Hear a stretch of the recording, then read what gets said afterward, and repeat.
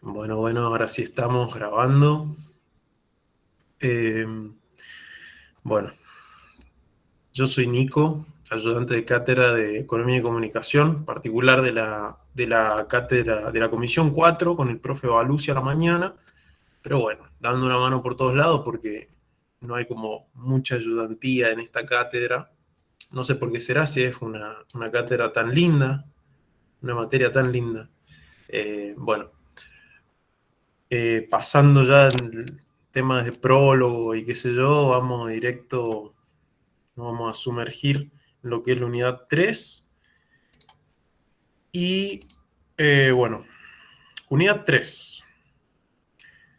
Bueno, avisarles también, como ya saben, este grupo está grabado, va a estar grabado, como también los de unidad 1 y 2. Ambos van a estar disponibles en la nube de la franja. Yo paso los links por los grupos de economía. Y si no, los pueden buscar también, están disponibles en la biografía del Instagram de la franja. Ahí pueden encontrar también el link de la nube, donde hay cosas de repaso no solamente de economía, sino de casi todas las materias de primer, segundo y algunas de tercer año. Bueno, unidad 3. Elementos de teoría económica. Tenemos 4 puntos claves acá. Uno es la economía como ciencia. El segundo es teoría y política económica. Tercero es metodología de estudio de la economía. El cuarto es proceso productivo y asignación de recursos. Vamos a la economía como ciencia.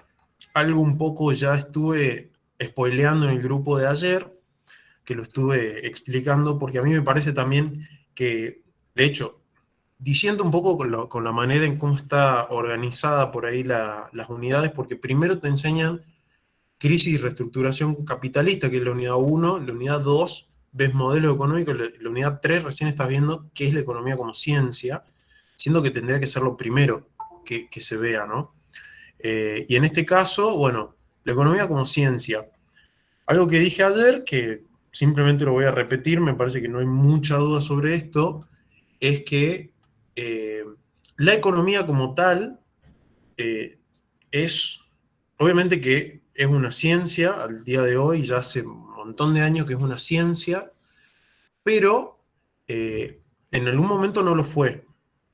Eso por ahí lo estábamos charlando ayer con las nociones precientíficas, pero en ese momento no significa que no hubiera actividad económica, porque actividad económica se le denomina a ese cúmulo de actividades que constituyen decisiones expresadas en transacciones.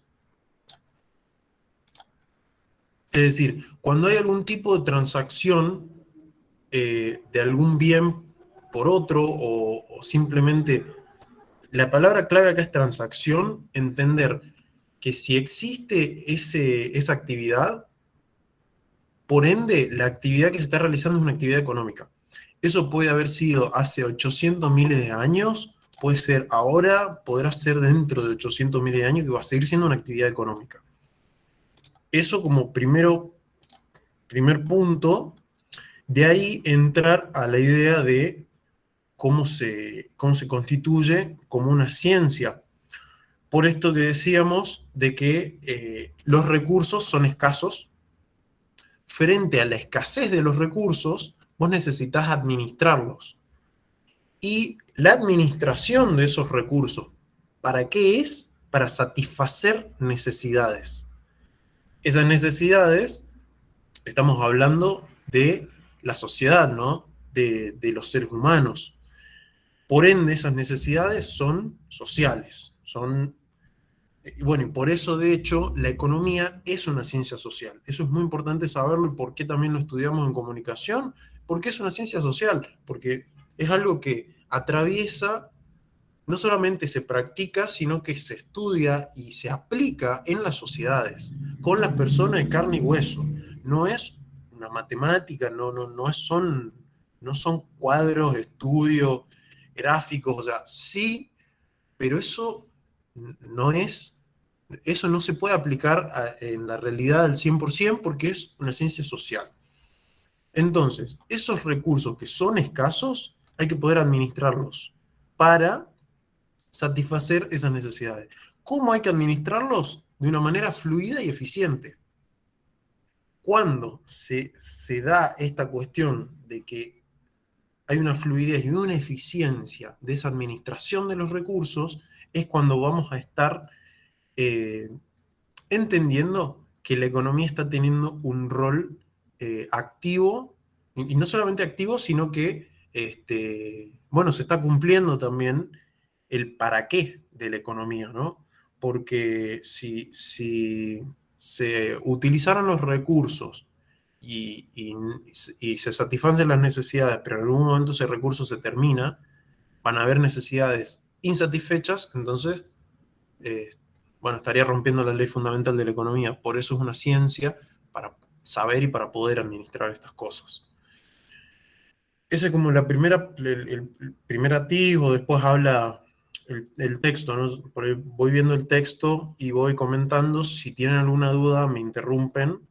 Principalmente interrúmpame porque por ahí yo estoy leyendo en la misma compu el apunte con las tomas de nota que tengo, así que capaz que el chat no lo pueda leer tanto.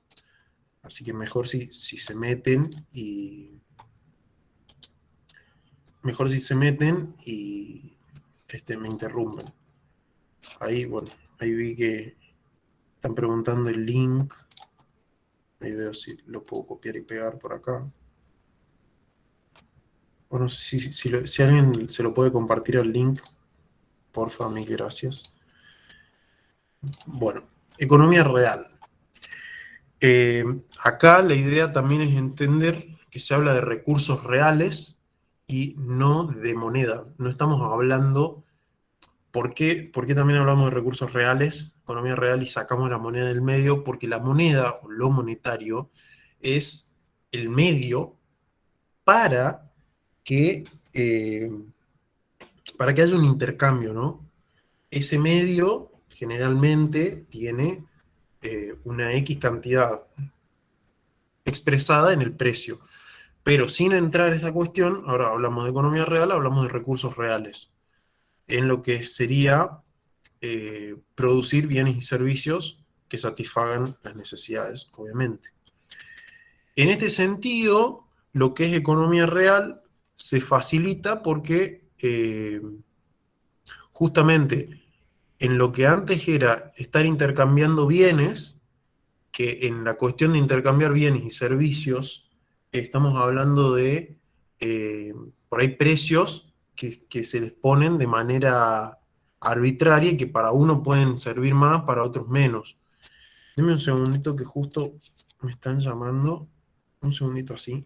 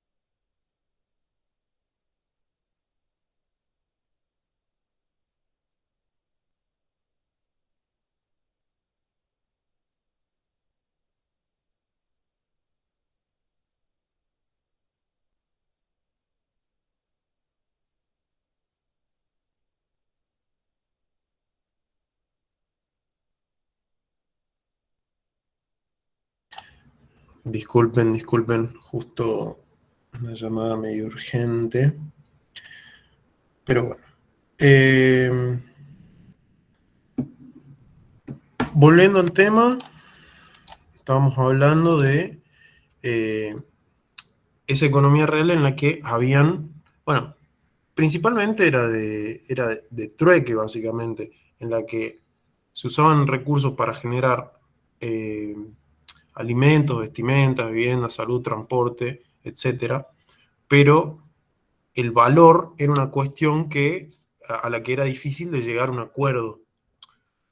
Y ahí es donde surge, ¿no?, este instrumento monetario, bueno, es la moneda justamente, que ahí es el medio para llegar a los acuerdos necesarios y decir, bueno, esta moneda, este instrumento monetario, va a ser tantos y va a valer tanto. Y ahí se empiezan a poner de acuerdo y pasa a ser, bueno, esa moneda también pasa a tener un valor distinto y ya deja de ser una economía de los bienes, ¿no? Después, bueno, habla de los recursos productivos y la escasez, este, algo que más o menos recién habíamos dicho, ¿no?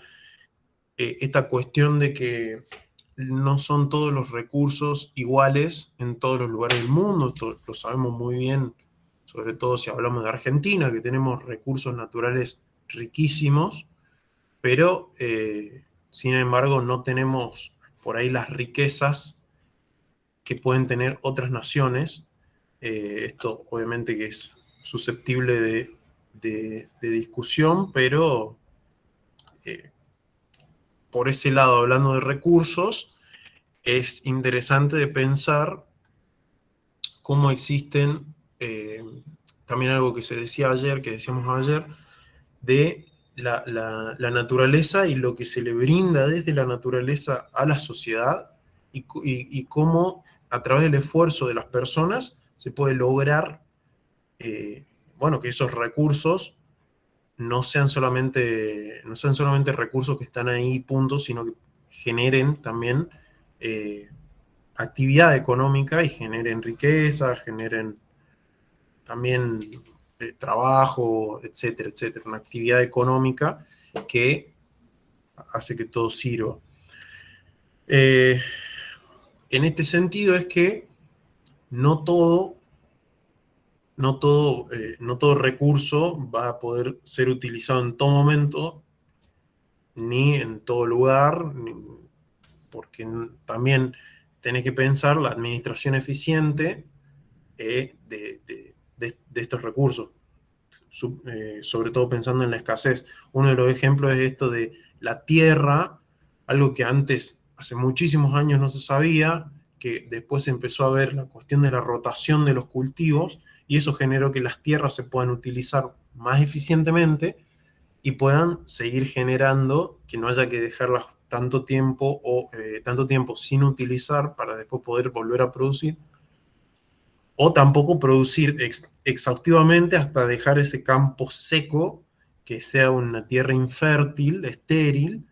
eh, Así que bueno, eso también es como otro aporte. En una parte dice, Jorgelina dice, ¿no? En una parte dice hay recursos que son determinantes para que funcione bien la economía, digamos. Determinante en el sentido, eso lo dice acá en la página 32, por lo menos del PDF. Entonces hay recursos determinantes, y de ahí la preocupación de los imperialismos políticos de turno de conquistar o anexar territorios, bla, bla, bla, ya que para ellos son territorios más que naciones. Esto en el sentido de que, justamente hablando hay tal cual lo que dice Pablo, petróleo y otros tipos de recursos naturales que son muy ricos, pero que no están en los propios territorios. Por ejemplo, no sé, países de Europa que tienen una extensión territorial muy chica, eh, sobre todo en esas épocas de imperialismo, que salían a conquistar territorios para poder tener mayores recursos, que así terminó pasando cuando llegaron a América, cuando llegaron a África, sobre todo desde Europa, cómo fueron colonializando esos territorios para, bueno, llevarse esos recursos, ¿no? Así que por ese lado va en el sentido de recursos determinantes. Perfecto. Después, bueno, se comenta también esto de que aparece el capital, entendido como un patrimonio, un conjunto de bienes reales que no sirven para satisfacer directamente las necesidades, sino para mejorar la producción. Es interesante porque, bueno, básicamente en esto de capital estaríamos eh,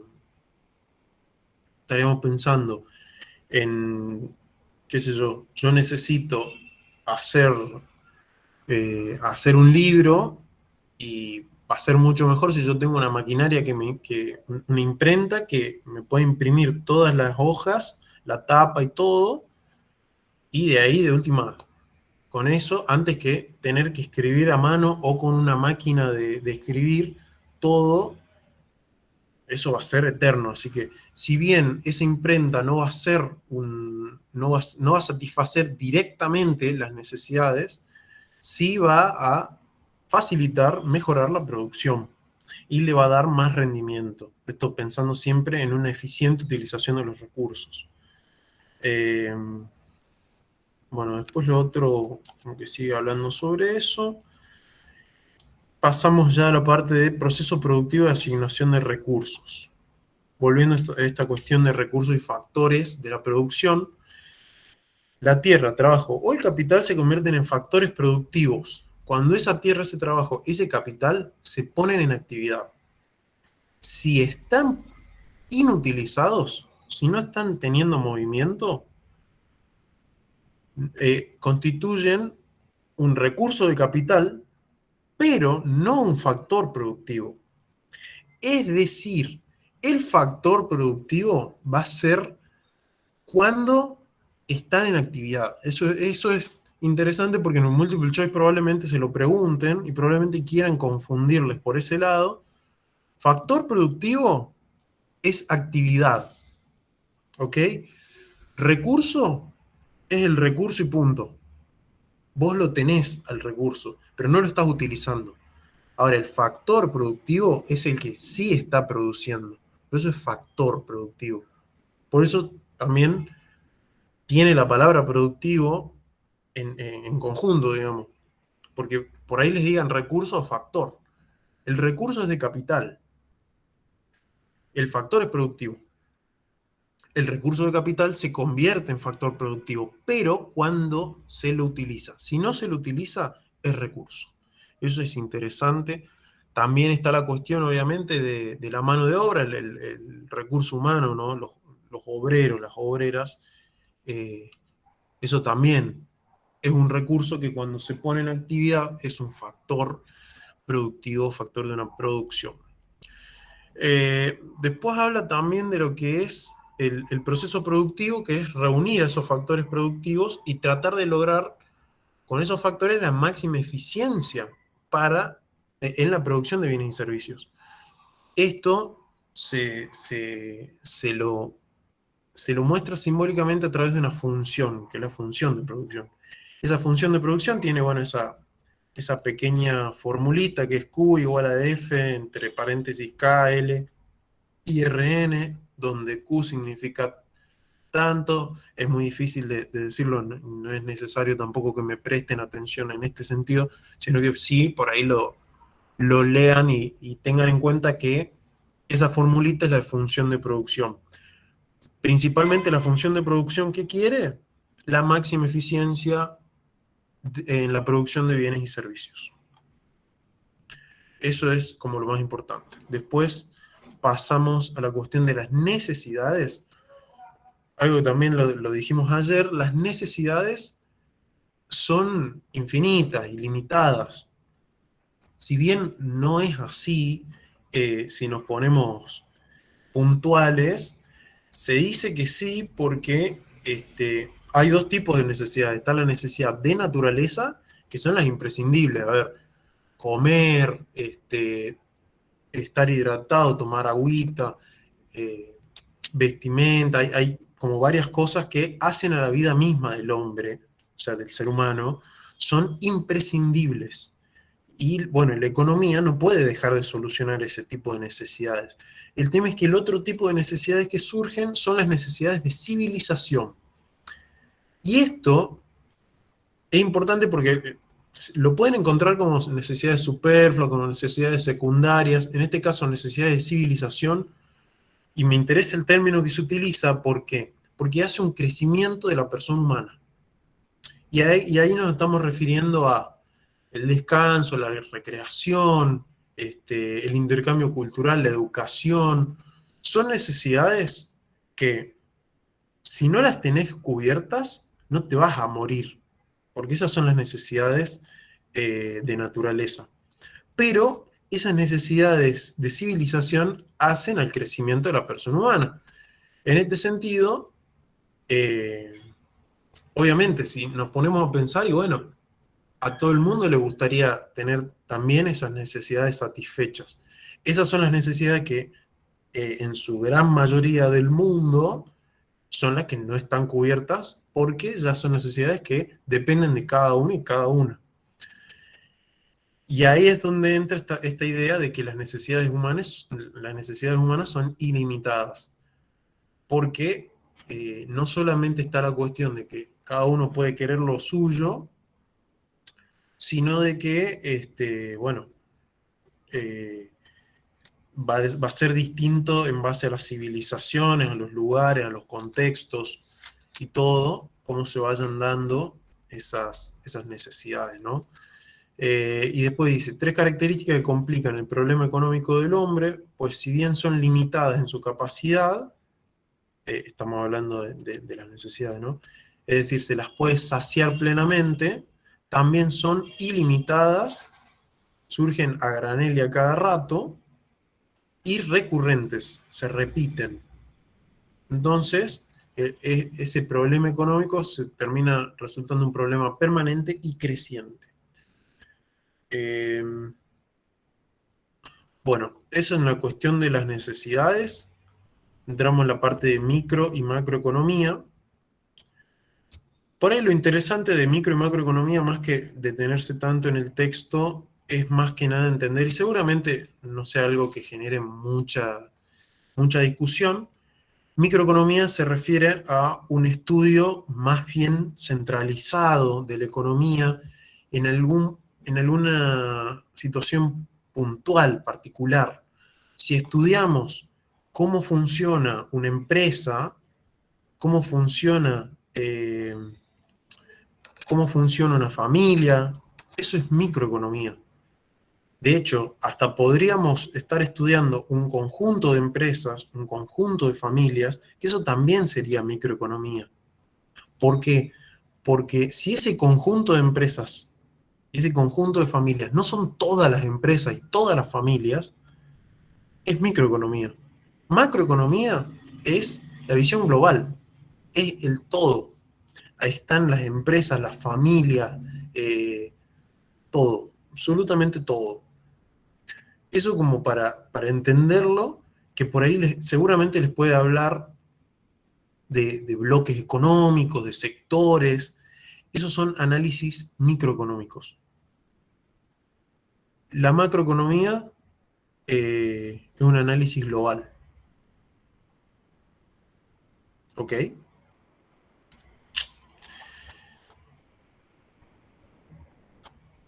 Bueno, metodología de estudio de la economía. Acá habla, bueno, de los dos procesos que hay principalmente para poder estudiar y progresar en el conocimiento humano, el método, el método inductivo y el método deductivo. Lo inductivo básicamente recoge hechos particulares y todos esos hechos particulares terminan en X.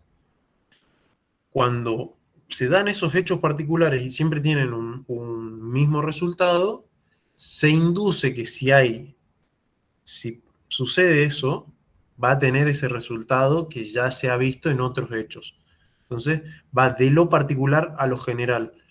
Se puede decir que es un estudio de casos particulares, de casos puntuales, que al haber ya una regularidad en los resultados, se puede decir que el resto de los casos van a ser así, van a ser similares o van a ser iguales.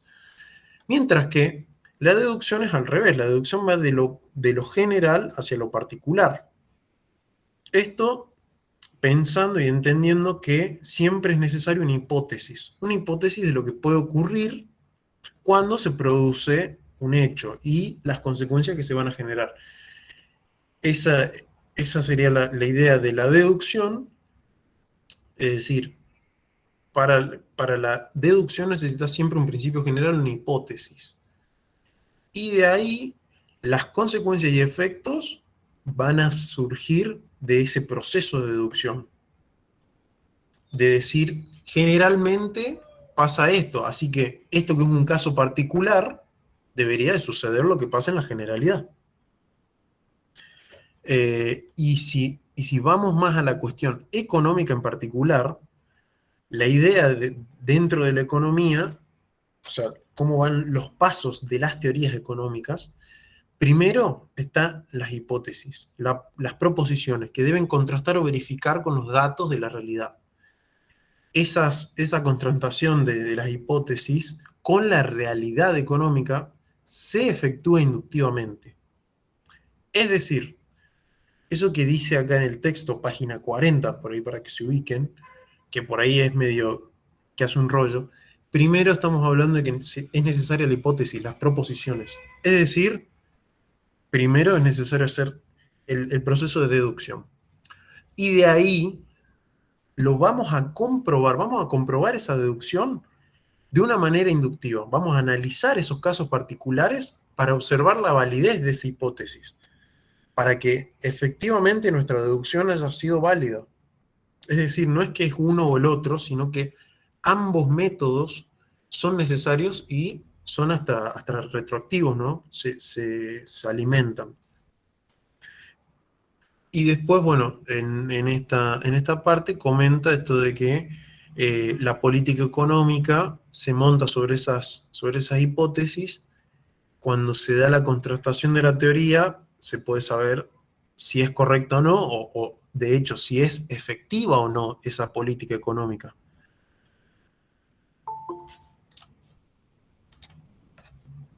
Ahí estamos admitiendo gente. Bueno, cuestión, siguiendo con esto, pasamos a la parte de economía positiva y normativa. Esto es algo que muy probablemente se lo pregunten en el choice y les quieran hacer confundir, si es que hacen esas preguntas tramposas. Bueno, por un lado está la economía positiva, que es la objetiva entre comillas, pero bueno, es la objetiva, en el sentido de decir, ese estudio estadístico donde se presenta un dato. Ese dato no es que, a ver, si el dato dice que hay 50% de pobreza, no es que, bueno, capaz que no es tanto, capaz que, sí, obviamente que están los indicadores, la manera de estudiar, sí, eso lo vamos a ver en metodología de estudio, pero el dato es ese. ¿Y ese dato cómo se saca? Es el paneo más amplio que se puede tener de la sociedad. Si ese dato te dice 50% de pobreza y te habías planteado reducirla, y bueno, algo estás haciendo mal, que decíamos recién.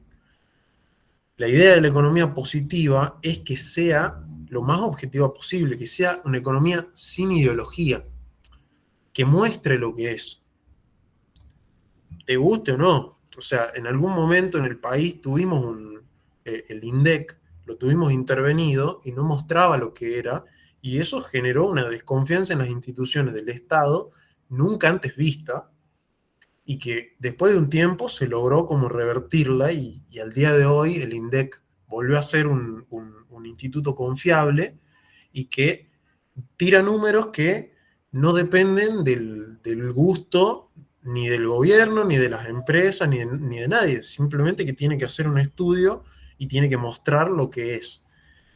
Distinto esto de economía positiva de lo que es la economía normativa. La economía normativa habla de lo que debe ser, de lo que, a lo que se quiere llegar. Esa economía normativa sí tiene un sesgo ideológico.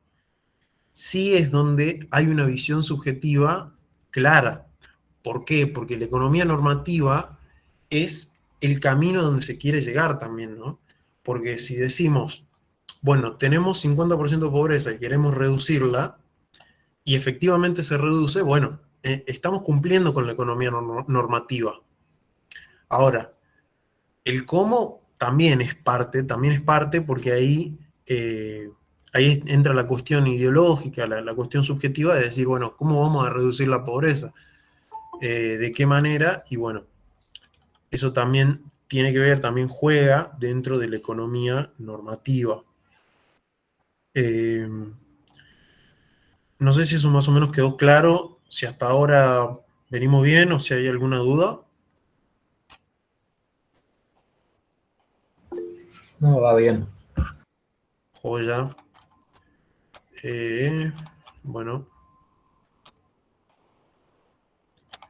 vamos ahora a lo que es la diferenciación entre teoría y política económica. Teoría económica, estamos hablando de, bueno, justamente teoría, reflexión, análisis, hipótesis, de pensamiento, de ideas. Cuando esa teoría pasa a la acción, no se dice práctica económica, sino que se le dice política económica. Y en este sentido es que, ¿por qué también se le dice política? Eh, porque esa economía, para poder entrar en acción, no entra en acción como fenómeno individual. O sea, sí, obviamente que sí, pero acá estamos hablando de los estados principalmente, y que un estado pase a la acción, económicamente hablando, es una política. Por eso también se le dice política económica y no práctica económica, porque sería medio raro. Principalmente, justamente la cuestión económica la aplican los gobiernos, los estados. Y por eso también se le dice, se le denomina de esa manera. Básicamente es eso, no hay mucho más que decir. Teoría es la idea, política es llevar a cabo esa idea, esa teoría. Modelos. Interesante esto de modelos porque acá hay algo que sí les van a preguntar, que en realidad es el punto siguiente, es el punto 8, ponele, que es el de curva de posibilidades o curva de transformación. En modelos es interesante que lo veamos como instrumentos que resaltan algo, nociones o hechos principalmente. Estos modelos tienen que reflejar, aunque sea de manera general, pero tienen que reflejar la sociedad. Tienen que reflejar, bueno, la sociedad en donde se quiere llevar a cabo esa política económica. Obviamente que es muy difícil esquematizar o representar la realidad, ¿no? Por eso es una representación simplificada de la realidad, del modelo. Eso es muy interesante de entenderlo y de saberlo, porque a partir de este modelo es que, bueno, dicen, che, mirá, según nuestro modelo, la sociedad es así y así, y necesita esto y lo otro, y no necesita aquello. Ese modelo es importante. Lo que digo de simplificado es que el modelo, a ver, representar una sociedad es dificilísimo por donde se lo mire. De hecho, es muy difícil representar a una sola persona. Imagínate representar una sociedad. Para eso es que existen estos modelos. El modelo es un instrumento de la economía para poder representar simplificadamente a la sociedad. Esa manera tampoco puede ser tan simple o tan básica porque, bueno, se van a establecer políticas económicas a través de ese modelo. Ahí no sé si se entendió mejor lo de simplificado. Es simplemente, se agrega ese término como para entender esta cuestión de que, bueno, la sociedad es muy difícil de entender. Por eso tampoco existe una ciencia de la sociedad, sino que son las teorías sociológicas, por dar un ejemplo. Y los modelos bueno, se pueden clasificar en tres grandes grupos. Los literarios, que son expuestos en tesis académicas, por ejemplo. Los geométricos, que tienen representaciones gráficas, generalmente son didácticos, y bueno, se dan en cursos de enseñanza. Y después están los modelos matemáticos, en los que se utilizan variables, funciones y ecuaciones. Y se denominan también econométricos, que la econometría es como una rama de la economía que estudia ese tipo de modelos en particular. Entonces, hay tres grandes grupos: literarios, geométricos y matemáticos o econométricos. Acá es donde también es interesante volver a entender esta idea de que el modelo tiene que representar a la sociedad. Entonces es difícil que a través de gráficos o de números simplemente se pueda representar completamente. Pero bueno, ahí es donde está el famoso margen de error, que eso ya es un término más metodológico, pero bueno, siempre va a haber un margen de error, nunca va a poder mostrar la sociedad al 100%. Uno de los modelos que más se utiliza es el de curva de transformación o curva de posibilidades de producción, que no sé también si lo llaman como frontera de posibilidades de producción. Yo me acuerdo que cuando la cursé lo vimos más como FPP, frontera de posibilidades de producción, y básicamente lo que intenta mostrar este modelo, intenta explicar la escasez y la asignación de recursos. No es un modelo que se pueda construir para un país, claramente, porque sería como simplificar demasiado. Pero es interesante de entenderlo y de comprenderlo, porque acá se explica esto que venimos diciendo de la escasez, la asignación de recursos, la asignación eficiente de recursos.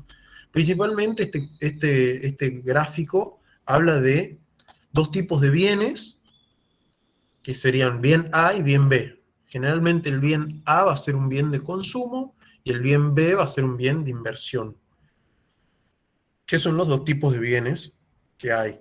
Pero bueno, en general, digamos que no es necesario que sí o sí tenga que ser un bien de consumo con uno de inversión. Simplemente pueden ser dos bienes que se están comparando y que se disputan los recursos para asignarlos. Y en eso, acá sí voy a compartir pantalla, si lo pueden ver al gráfico.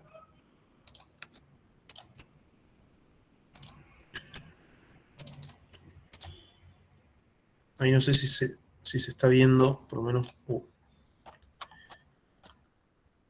Acá estamos. ¿Se está viendo el apunte? Sí, sí. Perfecto. Entonces, acá, donde tenemos la frontera de posibilidad de producción, este sería el gráfico en el que están los distintos puntos del bien A y están los distintos puntos del bien B, que acá no sé por qué no está escrito, pero bueno. Entonces tenés para producir esta cantidad, que pueden ser esos números, puede ser 1, 2, 3, 4, puede ser así, y van a haber distintos puntos, A, B, C, D, E, en los que los recursos se asignan. Es decir, hay dos situaciones extremas que son A y E, en los que vos decís, tengo X cantidad de recursos y yo quiero producir poquito más de 4 del bien B. Bueno, vos podés producir poquito más de 4 del bien B, pero ¿a qué costo?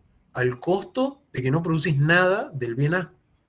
Entonces, ese punto hasta donde llegan los recursos asignables, pensando en la escasez, es una situación extrema, como también es el punto A, que quiero producir yo, quiero producir 10 del bien A.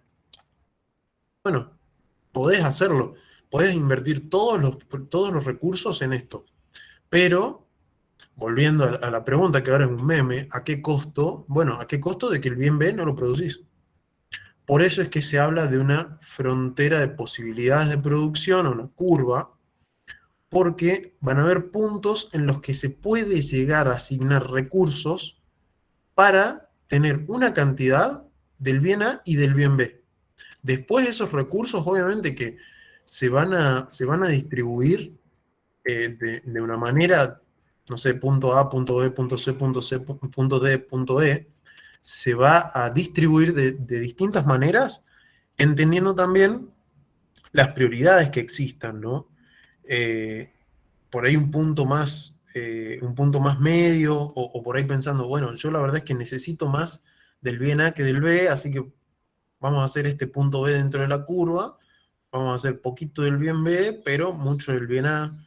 Eso para entender que esta curva existe para marcar la frontera, marcar los límites, hasta dónde se puede llegar con los recursos, porque son escasos. También puede suceder, y esto lo dice un poco más adelante, que se produzca este punto P, que estaríamos desaprovechando los recursos, porque esta es nuestra frontera, esta es nuestra curva, hasta acá podemos llegar. Y nosotros nos estamos quedando acá, nos estamos quedando cortos. Estamos haciendo poco del bien B, un poco más de la A, pero podríamos hacer más. Tenemos ahí un espacio, un techo. Tenemos un techo al que no estamos llegando. Entonces eso es aprovechar los recursos que están desocupados. Aprovechar esos recursos, también volviendo a lo que dijimos de recursos y factores, que dejen de ser recursos y pasen a ser factores productivos. Por eso también este techo productivo tiene que existir el pleno empleo de los recursos. No sé si ahí más o menos se entiende toda esta cuestión de la curva.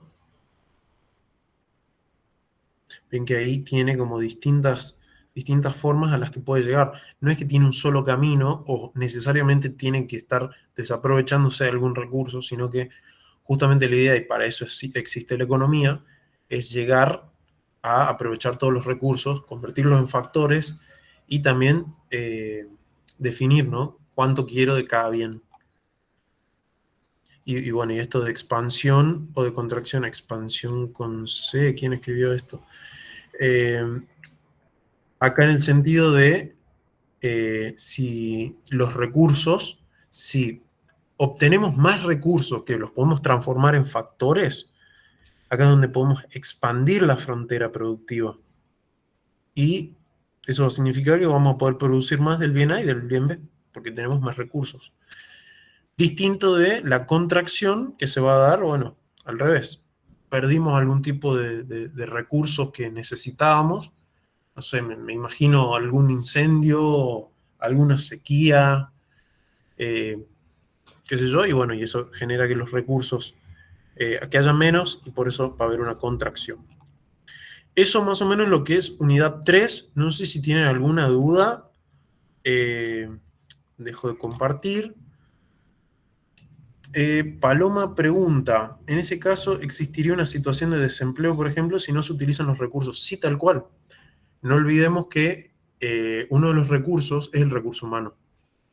Los recursos humanos, por más que suena frío o raro decir así a las personas, tan despersonificado justamente, sí, los recursos humanos, si hay una situación de desempleo, igual depende porque por ahí sí, hay una situación de desempleo, pero en el caso de que también ese empleo se pudiera verdaderamente utilizar, es decir, que hubiera un empleador, ¿no? Si hay desempleo, pero hay empresas que están buscando gente, que están buscando recursos humanos, sí estamos hablando de que no se están utilizando los recursos. Ahora, si todas las empresas, todas las instituciones que emplean gente, que utilizan recursos humanos, ya están cubiertos al 100% y se da un desempleo porque simplemente hay demasiada gente, hay más recursos del que pueden necesitar las empresas, lo interesante sería que esas empresas puedan invertir y crecer, cosa de necesitar más recursos humanos, y ahí expandir la frontera de producción, la frontera de posibilidades de producción, o bien que, bueno, que hayan recursos humanos que, por ejemplo, la jubilación, les sale la jubilación, dejan de trabajar y otros recursos humanos entran a ese lugar. Ahí igual sería como mantener la frontera, se mantiene en la misma curva. ¿Y qué les pueden preguntar? ¿Y esto de expansión o de contracción por un lado? Algo que no lo dije, o sea, yo lo dije como con el meme de a qué costo, pero básicamente es lo del costo oportunidad. ¿Por qué? Porque cuando vos tenés recursos y los tenés que asignar para producir bien tipo A o tipo B, vos vas a producir más bien A que B, pero tu costo va a ser que no vas a poder producir más B. O sea, vas a poder producir 10 del A y 2 del B. No vas a producir más que eso porque ese es tu costo. Ahora, si vos querés producir más del B, y claro, sacrificio. Y esto se lo ve como costo de oportunidad, costo-beneficio. Bueno, ¿qué me da más beneficio a mí? Pensando en la administración eficiente de los recursos, bueno, para mí va a ser más eficiente, va a ser mejor, más eficiente, si yo esos recursos los vuelco, sobre todo en el bien A y el bien B tengo menos. Con tal, este bien B no es tan importante, o con esta cantidad ya está bien, pero el bien A es más importante, es más redituable, da más ganancia, diversas razones que pueden ser completamente válidas. Eh, Así que eso es lo del costo de oportunidad. Tipo, jueves, pero ¿a qué costo? Bueno, no sé si tienen alguna otra duda sobre unidad 3. Si no, yo también tiraría, como para que no se nos sobrecargue la mente, que estemos unos cinco minutitos de descanso y ahí arrancamos la unidad 4. ¿Les parece? Paloma pregunta, ahora, si yo tengo un avance tecnológico y aumento mis recursos, pero no tengo personal, voy a estar por debajo del techo. Y depende. O sea, un avance tecnológico, aumentas tus recursos, sí, vas a generar una expansión. El tema es que vas a necesitar también acompañarlo de recursos humanos para que ese capital, utilizando los términos, para que ese capital pueda ser bien utilizado y que verdaderamente se expande esa frontera. Ahora, vos podés comprar las maquinarias que quieras, pero si no tenés gente que las opere, o esas maquinarias no se operan solas, pero hablemos de que es necesario el recurso humano, eh, no tenés la gente que pueda operar esa maquinaria, a vos no te va a servir de nada que te compres eso. De hecho, perdiste tus recursos financieros, o sea, está bien, compraste algo que te va a generar más producción, pero también necesitas invertir en salarios, en la gente que trabaje y que los utilice para que tu producción sea mejor. Y ahí es cuando verdaderamente esa curva se va a expandir. No sé si ahí te respondo un poco esa duda. Claro, o sea, digamos, la curva se va a expandir, pero el punto P, digamos, por decirte, va a estar por debajo de la curva si yo no tengo el personal para poder, como eso, explotar mi capital, digamos, ¿no? O sea, me Y pregunto como si en el parcial me presentan una situación y me preguntan en qué punto del gráfico yo estaría en esa situación. Porque una de las situaciones en las que se expande la curva era eso, como, bueno, avances tecnológicos, bueno, tipo, claro, ahora, si pasa eso, mi punto, ¿dónde estaría? Esa es mi pregunta, si estaríamos en el techo o estaríamos desaprovechando recursos, haciendo un avance tecnológico medio al pedo, porque no tenemos, como decís vos, que no opere, digamos. en ese caso, sin contar con los recursos humanos, en verdad no se está desplazando la curva. No es que esté quedando lejos del techo, sino que debajo del techo quedaría, en el caso de que tuvimos los avances tecnológicos, trajimos maquinaria, aumentamos los recursos y aumentamos también los recursos humanos, ¿no? Entonces, en general, aumentamos todo ¿para qué? Para poder producir más. Ese punto P estaría debajo del techo si nosotros hicimos toda esa inversión, trajimos más recursos y estamos produciendo lo mismo que antes. Entonces, ahí sí estaríamos hablando de que estamos debajo del techo. ¿Para qué hemos hecho una inversión? ¿Para qué hemos mejorado las cosas? ¿Para qué trajimos más gente? Si seguimos produciendo lo mismo, podemos producir igual sin cambiar nada, sin perder plata, de hecho, porque pusimos plata para traer maquinaria, le estamos pagando más a la gente.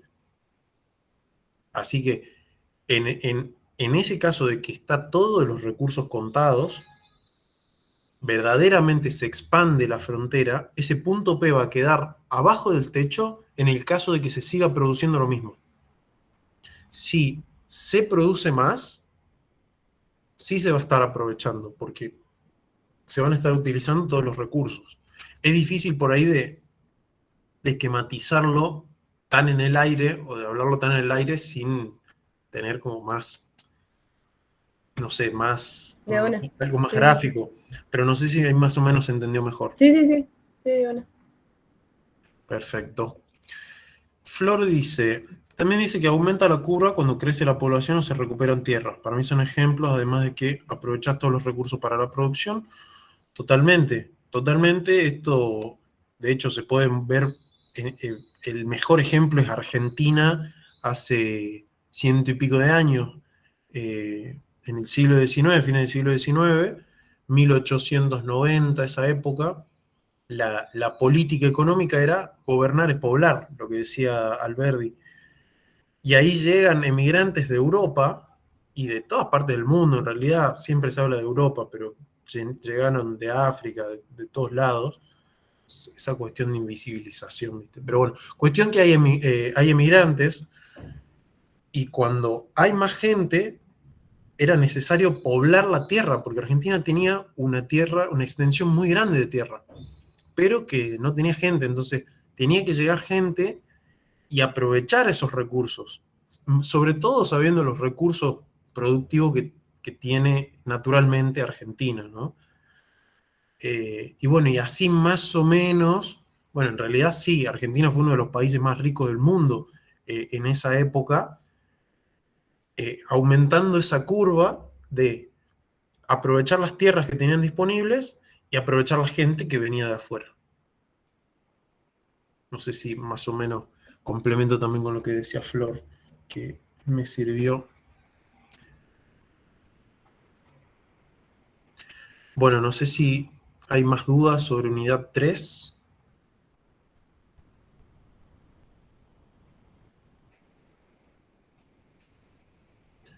Si no hay más dudas, yo propongo eso de 5 minutitos como mini recreo y, y ahí seguimos con la unidad 4. Así de paso no se nos vuela la cabeza.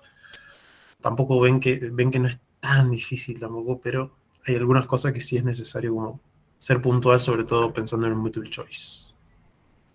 Bueno, nos tomamos el recreíto y ahí seguimos.